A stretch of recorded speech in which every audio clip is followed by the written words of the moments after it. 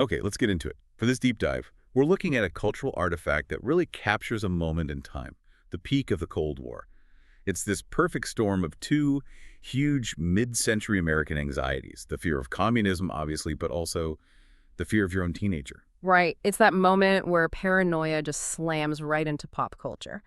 And the source material we're digging into today is a 1965 publication called Communism, Hypnotism, and the Beatles. It was written by Reverend David A. Noebel and put out by the Christian Crusade. And our mission today is really important. We're not here to, debate whether it's true or not.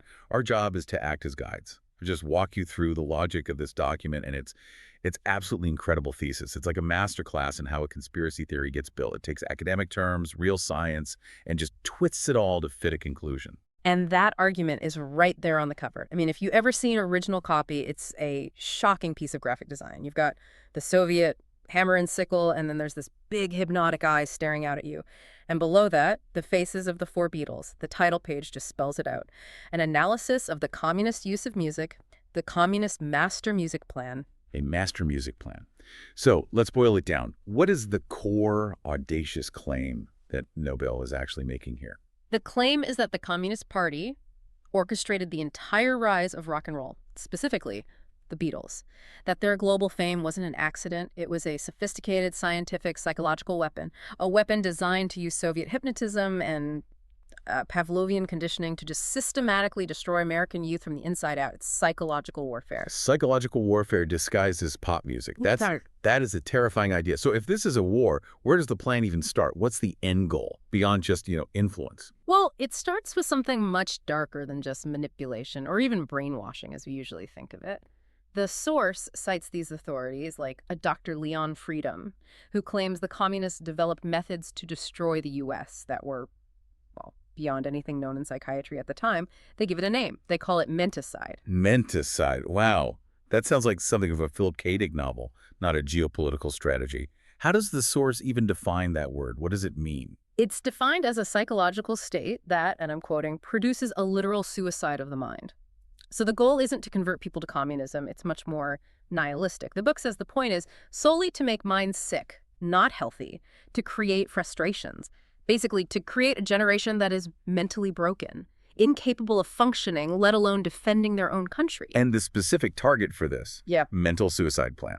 American youth, exclusively. The source claims this whole plan is a scientific technique aimed at, and these are their words, rendering mentally deteriorating and retarded an entire generation. The idea is to make them so susceptible they can't even grasp who the enemy is. The publication even says that if a child is just exposed to this music, they will, in their own minds, raise the red flag over America. That's an incredible claim about the power of music, not just to change a mood, but to completely rewire allegiance on a mass scale. And to give this weight, the source tries to ground it in history, right? Absolutely, they had to. To make this idea of music as a weapon seem credible, they reach way back. They talk about philosophers 2,500 years before Christ. They bring up Pythagoras and Aristotle, and they cite their belief that certain musical modes could actually change a person's character, making them effeminate or leading to total abandonment. So they're setting this ancient, almost mystical stage for music as this powerful secret weapon. Okay, so that's the philosophical justification. But for a Cold War conspiracy, you need cold, hard science.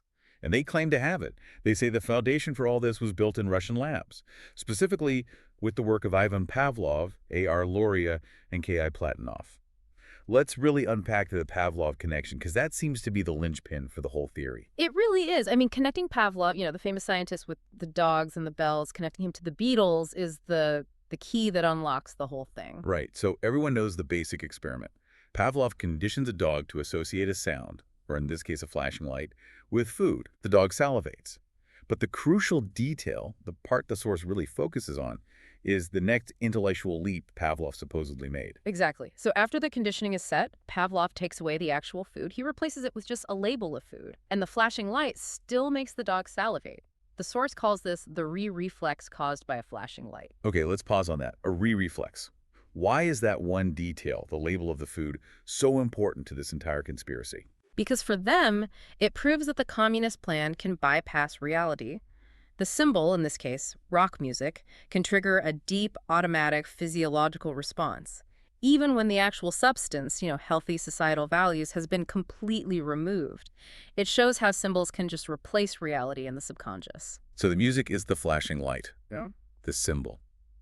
But the really disturbing part, the part they use as a model for mental destruction, is this other experiment, the one that creates what Pavlov called artificial neurosis. And that's where the rhythm comes in. So Pavlov conditions one reflex in a dog using a metronome at 120 beats per minute. That's the excitatory one. It causes salivation. Then he conditions a completely separate inhibitory reflex with a metronome at 60 beats per minute. Yeah. That one causes inhibition, no salivation. Okay, so two clear, distinct, healthy responses. Precisely. The breakdown happens when Pavlov starts to blend them. He'd rapidly switch between them 120 beats, then 60, then 120, back and forth. And these conflicting signals, with no resolution, led to what he called the breakdown of the nervous system. He created an artificial neurosis. The dog, essentially, had a mental breakdown from the contradictory commands.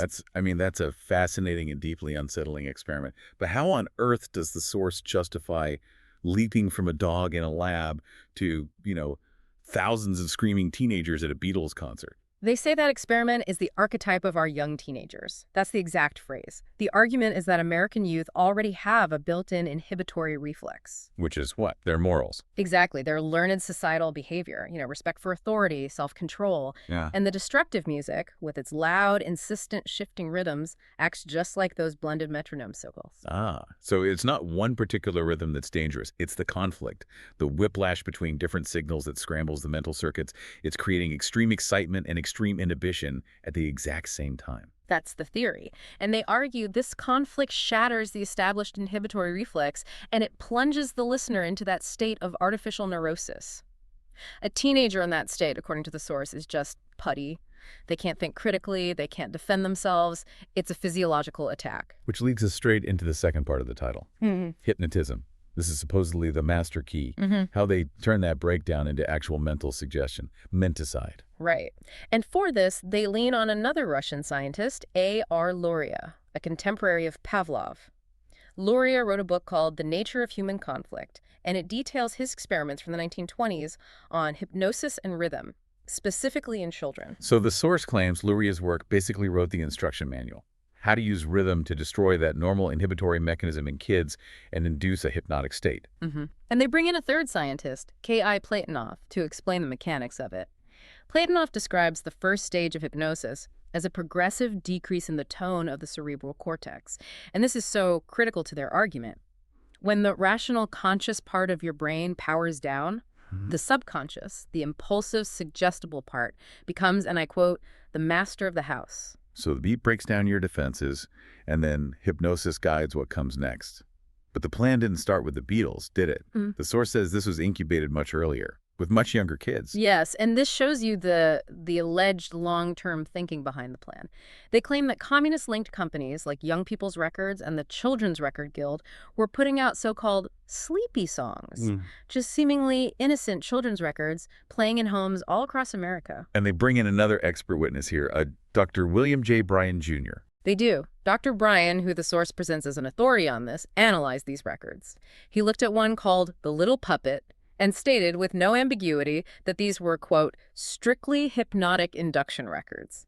He claimed the lyrics and the slow, steady rhythm were designed for breeding a tremendous race of people who are going to be mentally ill. The Little Puppet. Let's focus on that. The source points to a specific phrase in the song. The singer says, lower, still lower. Why that phrase? Because that's a clinical tool. In stage hypnotism, telling a subject to go lower or deeper and deeper is a standard deepening technique. It's designed specifically to do what Platonov described, reduce the tone of the cerebral cortex, make you more suggestible.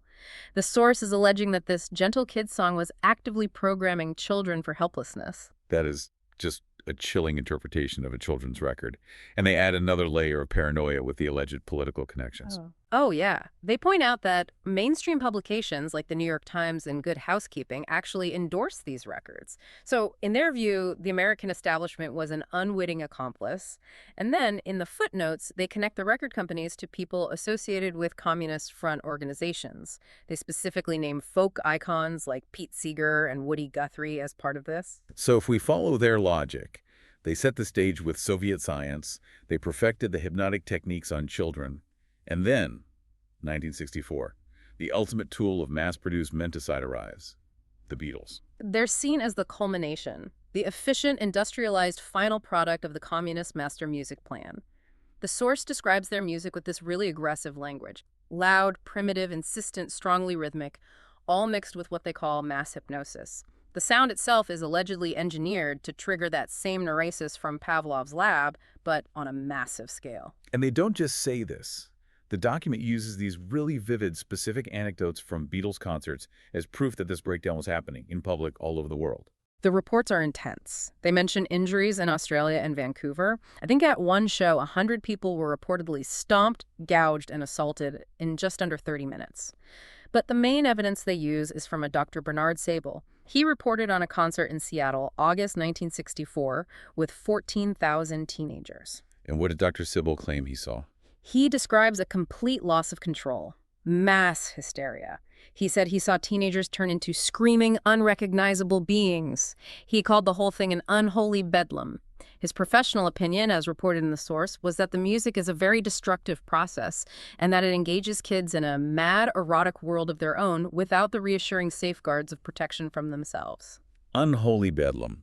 I mean, that phrase alone just perfectly captures the paranoia of the time, doesn't it? It's seeing what might just be teenage exuberance as a symptom of organized physiological collapse. Right, and they back it up with their science.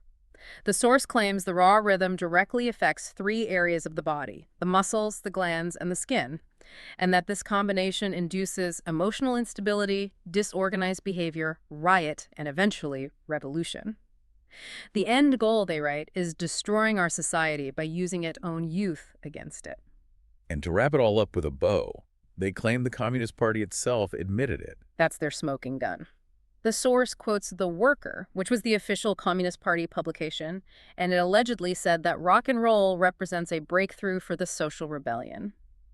For the source, that's it. That quote is the confession that confirms the entire plan. This has been a really fascinating look into a document that, it just defined a specific type of cultural fear in 1965. We've unpacked the whole narrative. This belief in a scientifically planned conspiracy. It uses Soviet psychology, Pavlovian conditioning, Loria's hypnosis to weaponize everything from children's records to the Beatles, all to achieve this goal of menticide among young Americans. It's a really profound document. It takes genuine fears about a new generation, about cultural change, and it fuses them with these complex but totally misunderstood scientific ideas. It really reflects that cultural clash of the mid-60s where youth culture and Cold War paranoia got synthesized into this coherent, alarming theory of information warfare. And it's the level of detail that makes it so convincing to its intended audience. The claim isn't just that the music is chaotic, it's that the chaos is measured, is controlled. Exactly. Which brings us all the way back to Pavlov. The source makes a huge deal of the specific metrics. Noebel states that Pavlov conditioned his dog using a metronome set at exactly 120 beats per minute. And this very specific number is then linked to the claim that 120 beats per minute corresponds to a pulse rate that has predictable effects on the nervous system. So the final provocative thought for you to take away is this. Long after the fear of the Beatles fades, what really sticks is that core idea. The belief that a specific controlled rhythm, a precise number like 120 BPM, holds this predictable, almost weaponizable power over the human mind. Whether for good or for ill, something to think about the next time your playlist really gets you moving.